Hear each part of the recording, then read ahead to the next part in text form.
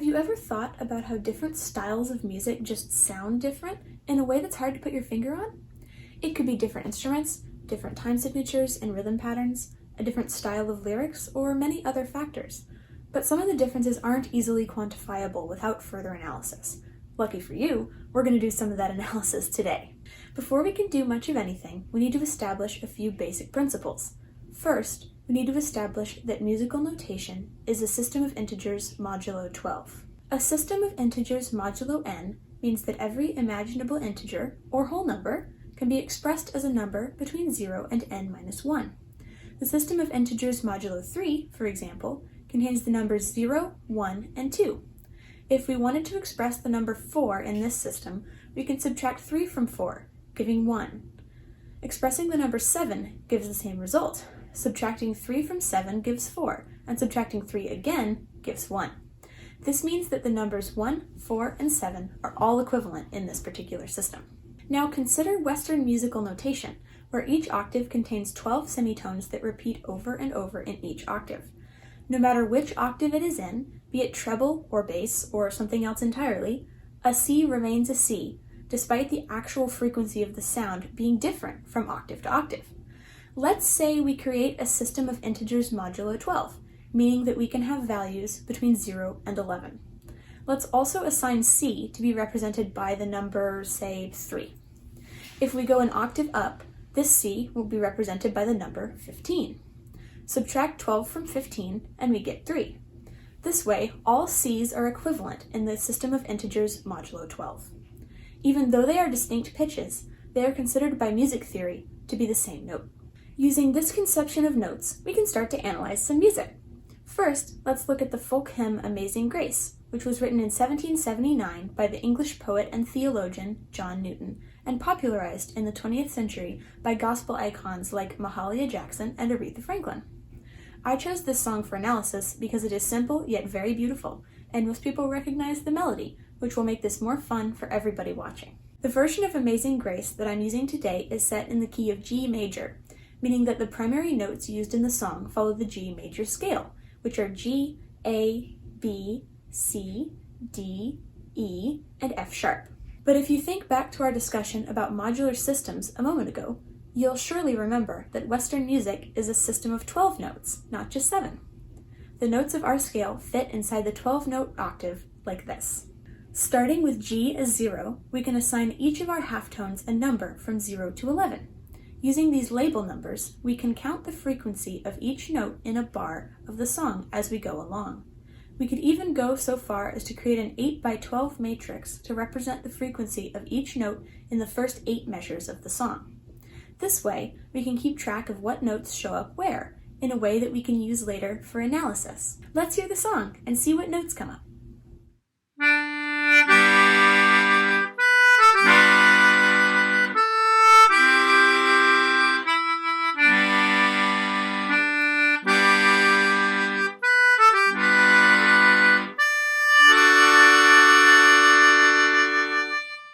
So here's our completed matrix, representing all the notes played in the first 8 measures of Amazing Grace. If we add all the rows together, we get a 1 by 12 matrix that represents the total number of times each note is played. We can see here that the G major scale is closely adhered to, with the notes in the scale being played many times, and only one note not in the scale being played at all, that note being F natural. This close adherence to the key and the general lack of accidentals, or notes outside the key of the song, is typical of hymnal folk music, and is a large part of what makes the genre sound so pleasant and harmonious. There is little to no dissonance or irregularity in the chordal structure, and we can see that the math supports this. Let's switch for a minute over to our other musical example for today, the jazz standard Autumn Leaves. Written by Joseph Cosma and popularized by jazz greats like Duke Ellington and Cannonball Adderley in the 1950s, this song is a beautiful reflection on love and nature in the fall. I chose it partly because it is a personal favorite, and partly because I think it complements my previous selection well. Both Autumn Leaves and Amazing Grace are slow, gentle compositions with comparable themes, and I thought it would be interesting to explore the mathematical differences between them. But I digress. Back to the analysis. This version of Autumn Leaves is in F sharp minor, meaning that it follows the F sharp minor scale, which is formed by the notes F sharp, G sharp, A, B, C sharp, D, and E. These notes fit into the 12-tone octave like this, with numbers assigned the same way as in the previous example, just shifted so that F sharp occupies the 0 position instead of G. Let's hear the song.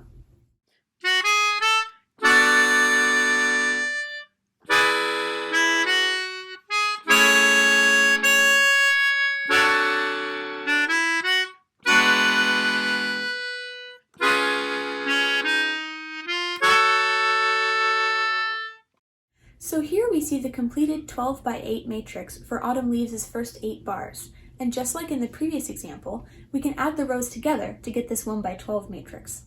However, this looks a little bit different than the sum of notes in Amazing Grace. There are only 3 notes absent from this part of Autumn Leaves, as opposed to 4 notes not found in the equivalent selection from Amazing Grace, which makes sense, considering that jazz music is much less averse to using notes not strictly present in the key signature. It's also interesting to me that the notes that are present are distributed differently between the 2 songs. The notes of the F sharp minor scale in Autumn Leaves are distributed more evenly, with 3 notes showing up 7 times, 3 notes showing up 6 times, and 1 note showing up 4 times. This is a lot more even than the scale note distribution in Amazing Grace, where 1 is present 10 times, 2 are present 9 times, 2 6 times, 2 twice, and 1 once. This also makes sense in a musical context. The more traditional folk hymn relies heavily on the first 4 notes of the scale, and doesn't even use the later notes in the scale very much, whereas the jazz song is more likely to use all of the notes at its disposal. Cool, right? Going even further into our mathematical analysis, we can reinterpret our 2 8 by 12 matrices, which originally represented the different notes present in each measure of each song, as a system of linear equations. If we think about it this way, each column represents a variable, and each row represents the coefficients present in the equation made up of those variables. If we convert the matrices into 8 by 13 augmented matrices, where each equation is equal to 0, we get a homogeneous system, which we can use Gauss-Jordan elimination to solve. The actual answers to each question aren't really relevant to our musical analysis, but what is relevant is what happens visually when we reduce these matrices. When the augmented matrix for Amazing Grace is reduced, we see that it has a rank of 5, which we get from the number of columns whose bottom entries form a diagonal line from the top left to the bottom right. If we do the same thing to the augmented matrix for Autumn Leaves, we see that its rank is 8. This is a significant difference. There are a lot of complicated mathematical conclusions that can be drawn from this, but for me, it demonstrates the difference in the fundamental structures of these 2 genres of music. Higher rank means that the columns that make up the matrix, which can be thought of as vectors describing the frequency of each different note's usage throughout the song, are more linearly independent. This means that songs whose matrices are of higher ranks are more complicated than those of lower ranks, since they use more notes in ways that are less strictly connected to each other. However, I would like to say that more complicated doesn't necessarily mean better. Sure, most people don't enjoy music that is overly repetitive, but most people also don't like music that is overly complex and hard to follow. Quarterly speaking, folk music is on the simpler side, and jazz music is on the more complicated side, but complexity is no real indicator of quality. To me, both the songs that I analyzed today are equally beautiful, with their own unique virtues that just happen to be mathematically quantifiable. Thank you for watching, and I hope you enjoyed this video. Bye!